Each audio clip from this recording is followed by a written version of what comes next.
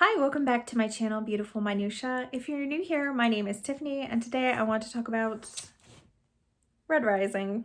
Again, I did a Red Rising vlog when I read book 1 last fall, and then I read book 2 in February, and I just finished book 3. And I want to talk about them a little bit. So this is probably a video that is not needed. There are so many people who have read these books close to when they came out and had lots of things to say about them. And so there may not even be like a ton of people that are super interested in this, but I really want to talk about it. So I am doing this video, and I know from talking to some of you in the comments when I've put these on my TBRs or had them in wrap-ups, there are quite a few of you who follow me who have not read these books. So maybe this video will kind of help you decide whether or not these are books that you would be interested in or not. So first of all, I am talking about the original Red Rising trilogy, which is Red Rising, Golden Sun, and Morning Star. Since then, Pierce Brown has come out with Dark Age and Iron Gold, and I don't know if that's supposed to be like a second trilogy because the next book is coming out in December. So he's still writing those. So I don't know if this is going to wrap up a second trilogy or if he's going to continue past that. But I do know from reading just a little bit after finishing Morning Star that the next book picks up about 10 years after the last book has ended. So the trilogy is like closed enough that you can stop after Morning Star and you don't have to continue on. But I am talking about the first 3 books, the original trilogy, in my video today. So if you don't really know anything about Red Rising at all, you should know that it is a sci-fi. I feel like it has a very like dystopian feel to it, especially the first book. But even continuing on, it is still definitely like a sci-fi, takes place in space, primarily the planet of Mars, and has a lot of themes of like revolution and stuff. So I think that that is part of the reason why it feels kind of dystopian to me. I think it is normally billed as like a YA, but it doesn't really feel all that YA to me.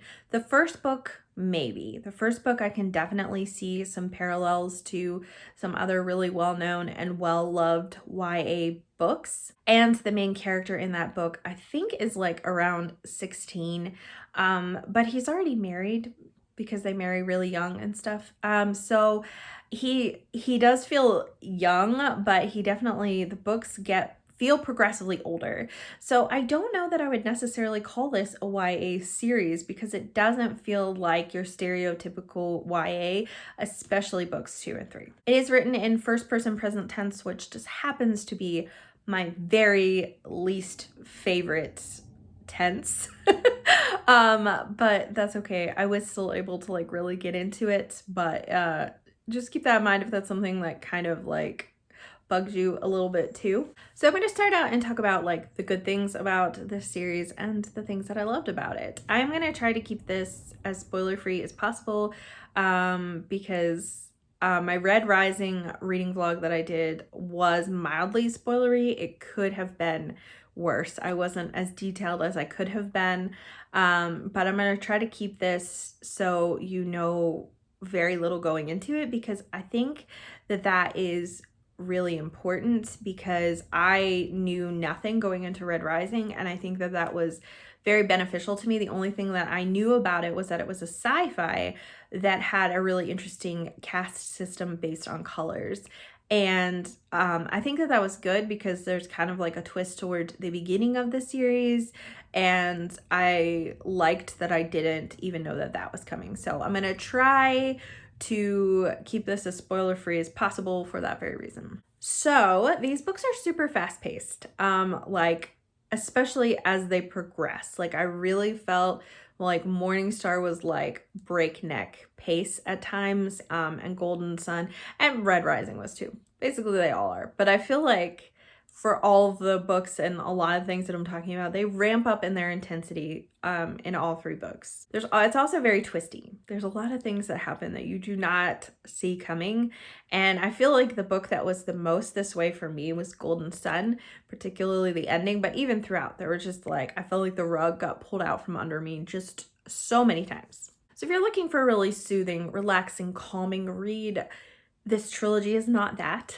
But if you're interested in something fast-paced that really keeps your attention and is just really a ride, these books are great for that. I already briefly mentioned the caste system, but I'm going to talk about it again because it was probably my very favorite part of this book. I thought it was really fascinating. So it's color-based.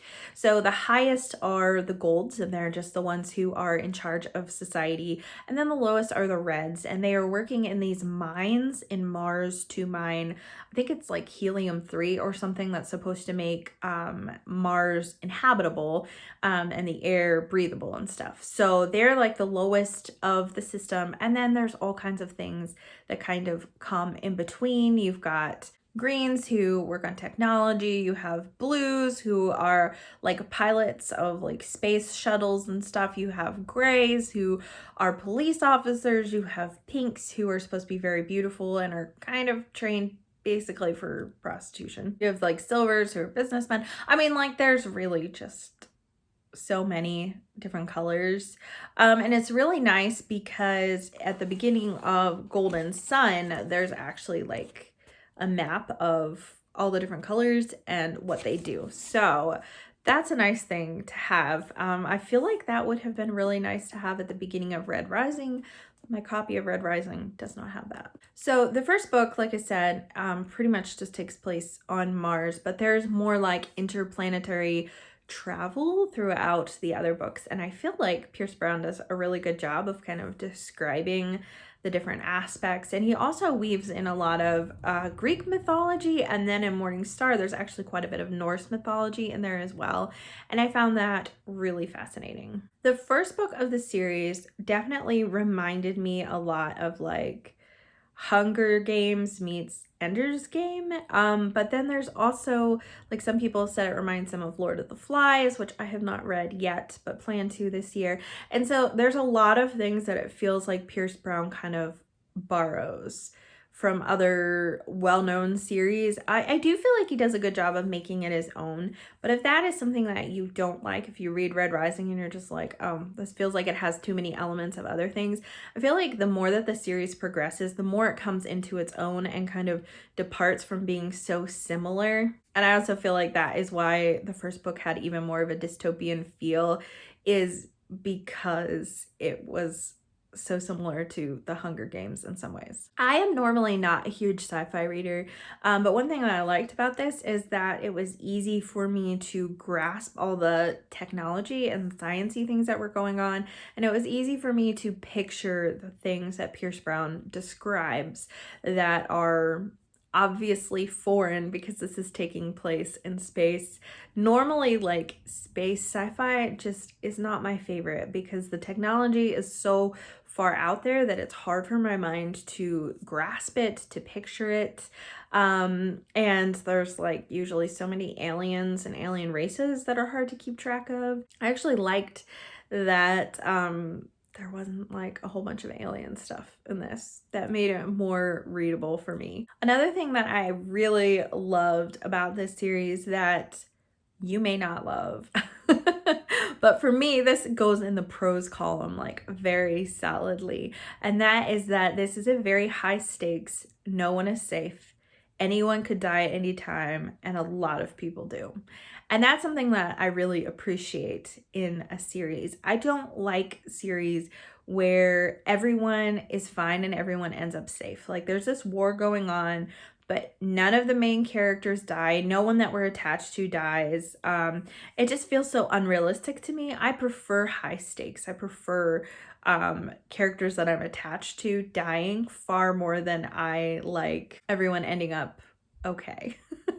I don't know what that says about me. It just feels much more realistic. That's something I love about Brandon Sanderson too, is he's known for nobody is safe. Like anything could happen at any time. And I feel like Pierce Brown is the same way. Another thing I would say that Pierce Brown does really well in this is he does just an excellent job of writing relationships. So like I said at the beginning of Red Rising, Darrow, the main character, is married.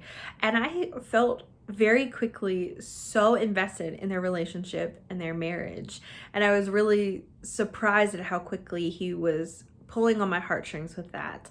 And there are so many characters in these books that I got attached to rather quickly, and there's just so many friendships and relationships, and it's not just romantic relationships. There are family relationships, there is friend relationships, there is like found family elements that is just like so wonderful, and the bonds that just grow stronger with each subsequent book. And I just feel like Pierce Brown does such a wonderful job at that, which then I guess makes it that much more devastating when he kills characters off, but that's okay.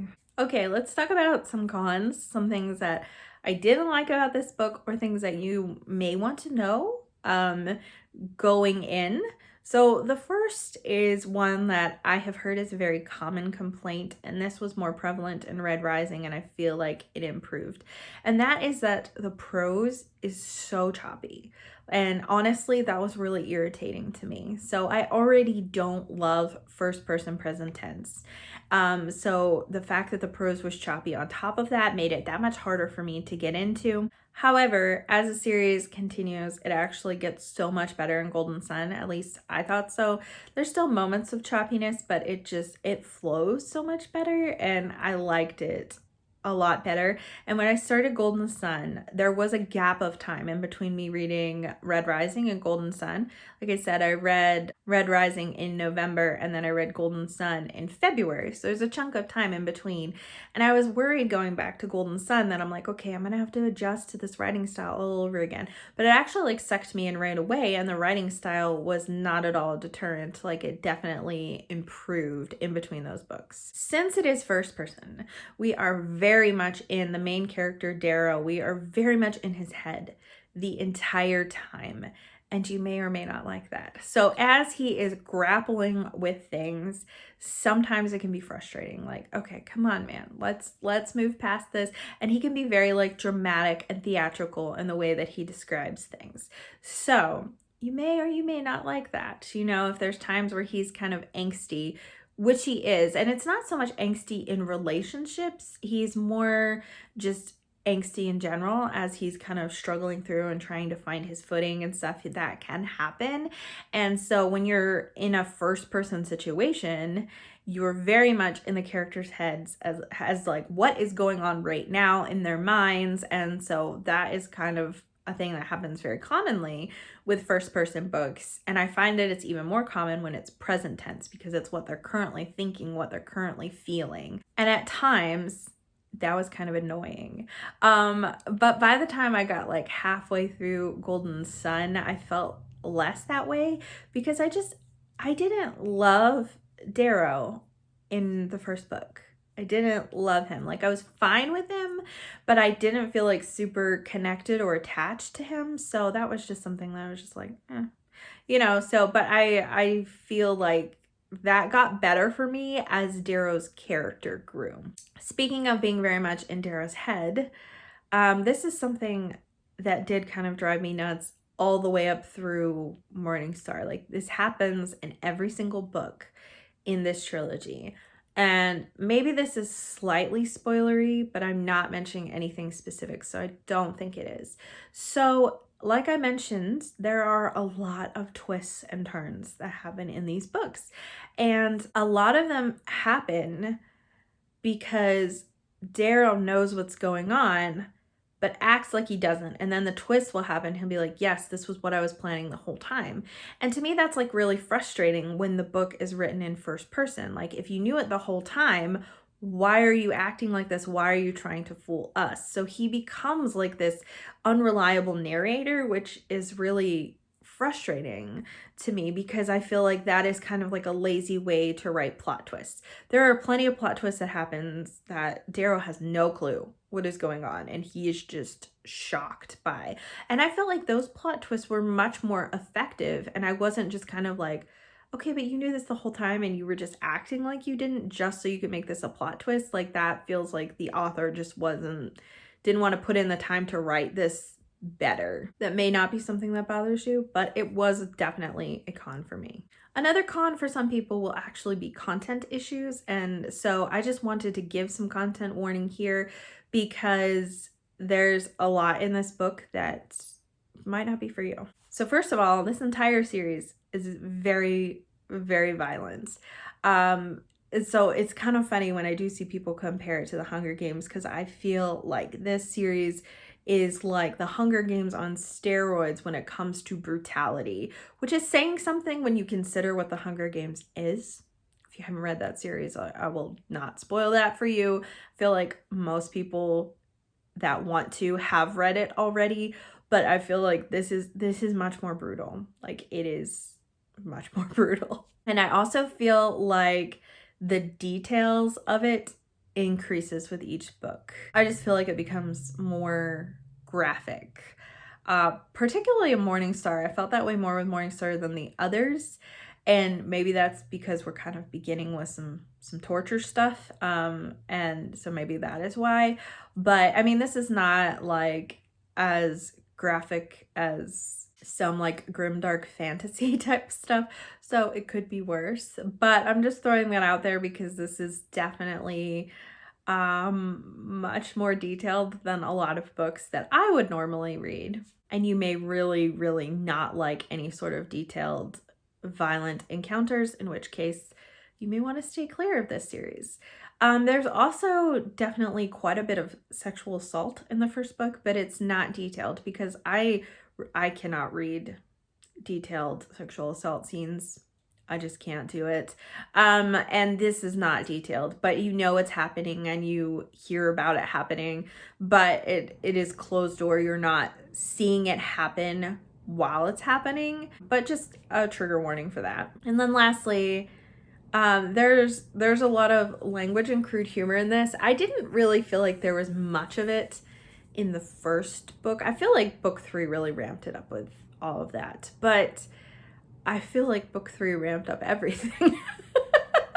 So all of the things that if they felt a little bit too much for you, they just continue to increase in intensity as Pierce Brown is trying to outdo himself, basically.